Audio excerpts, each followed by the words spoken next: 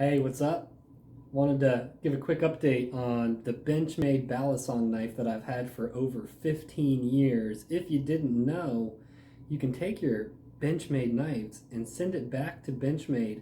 All you have to do is pay for shipping to them. They will sharpen it, service it, and send the knife back to you. I sent mine in a couple weeks ago, just got it back. Nice packing case there, and here's the knife. Still a great knife. They really put a sharp edge on here. Doesn't look like they shrank the size of the blade very much. I can tell you it looks really sharp, and the hinges are a little bit smoother than they were when I sent it in, so that's really good. Extra credit to Benchmade because I told them, hey, I bought this thing a long ass time ago, and my belt nylon sheath here is just hella worn out. I mean, I've been wearing it for a long time, looks really old. I said, hey, you think you guys could send me another one? And they said, heck yeah. So they sent me a brand new one. Look at this thing, perfectly made for a 4-inch Balisong.